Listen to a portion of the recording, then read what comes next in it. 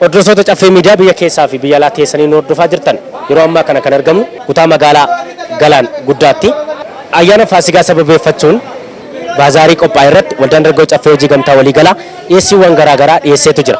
Dhiyeessiiwwan waldichi dhiyeesseen caffee miidiyaas asitti argame maaltu akka dhiyaate gosa midhaanii gosa akkamii akka dhiyeesse argamee jira. Egaa kana sababeeffachuudhaan wanta jiru isin daawwachiifna akkasumas namoota tokko tokko asitti arganne isiniif dhiyeessina gaaffiidhaanii kanaaf waan jiru waliin hordofna nu faana tura. Maqaan koo Abdallaa Ayyaaloo jedhama. Bulchiinsa magaalaa Shaggar kutaa magaalaa Galaan Guddaa irratti itti gaafatamaa waajjira waldaa hojii gamtaati.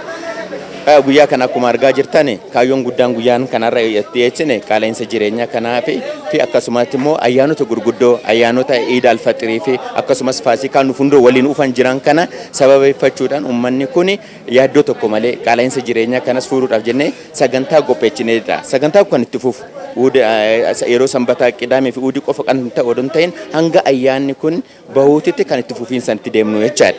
Kun qophaa'e. Sagantaa kana kan qopheesse qaamolee sadiitu qindaa'anii waliin godhan. Tokko waajjira daldalaa kutaa magaalaa Galaan Guddaa, waldaa hojii gamtaatii fi waajjira carraa hojii fi ogummaa sadeen kanatu waliin qindaa'ee hojii kan hojjechaa jira jecha.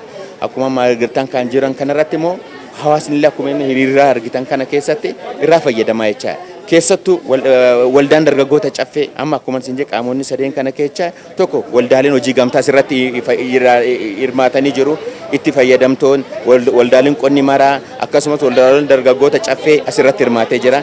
Warri oomisha industirii oomishanis akkasuma warri oomisha industirii oomishan kan akka zayitaa fa'aa asitti fidaa jiranii jimlaa gurgurtoonni kan akka sukkaaraa fa'aa kana gurguran asirratti hirmaatanii jiranii waldaaleen imaaxatis akkasumatti immoo oomisha isaan kan meeshaalee saamunaa qulqullinaa kana asirratti dhiyeessanii jiran jecha sadeen kun waliin ta'aniit kan dhiyeessan asirratti wanni guddaan garaagarummaa guddaa jira gabaa keessatti waan uumamee jiran akkuma amma agartu xaafiin alatti hanga gatiin isaa qarshii 80tti gurgurama as nu biratti dhufee ka'e hanga qarshiitu akkuma argaa jirtu hawaasni kennar 68 kaasee hanga qarshii 70tti jira. Xaafii maanyaa irraa kaasee hanga xiifa diimaatti kuni gurguramaa jira jecha.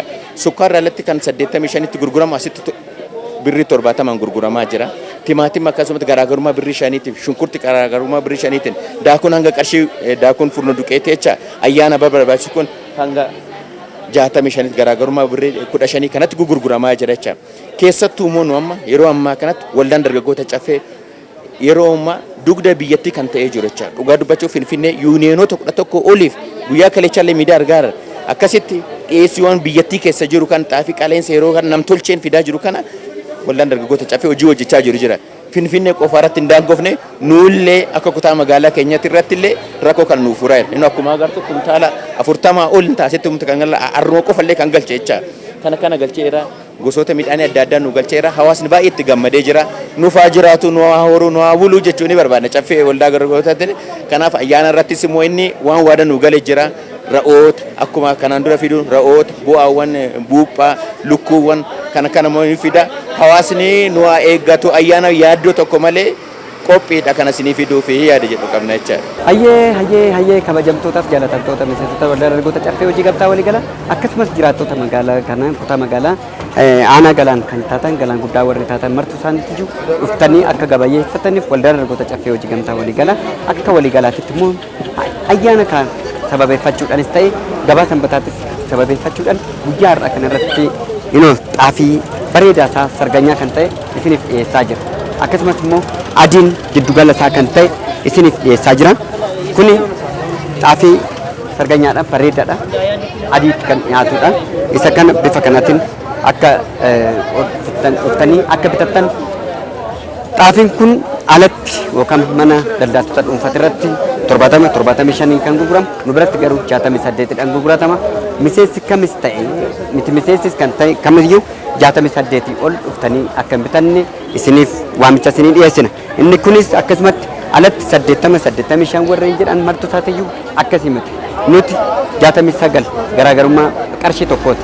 Isa kanaan dhuftanii akka bitattan waamicha keessan isiniif dhiyeessina.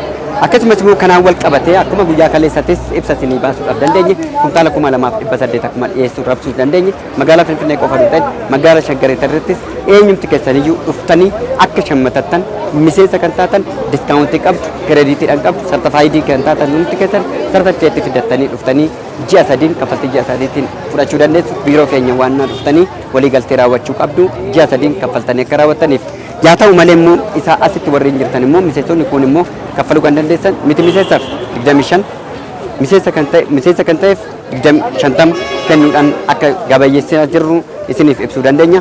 Sabbata qofaa miti aana kana qofaa miti akka shaggarsiitii irratti akka magaala kanaatti irratti akka isiniif dhiyeessaa jirrutti sirriitti wal abdachuu qabna.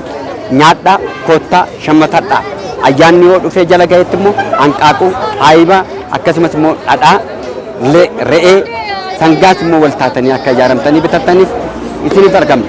Iddoon keenya Jammoo lakkoofsa tokko karaa Labuu Madaanalamiitti deemamu Labaajoof kondominiyeemii jidduudhaan keessa daandii qalloo yoo seentan ni argattu. Jammoo jiddugala gabaa kan jedhamu keessatti ni argamna. Nuti waldaan dargaggoota caffee hojii gamtaa waliigalaati. Waldaan dargaggoota caffee hojii gamtaa waliigalaa yeroo marasaa eenyummaaf sabboonummaa isaa sabummaa isaa jiddugala godhachuudhaan uummata isaatiif dhiyeessa. Ani Sanyii Dashuulooseeti pirezidaantii fi hundeessaa waldaan dargaggoota caffee hojii gamtaa waliigalaati. Koottaa nagaadhaan gabayyeeffadha. Galatooma.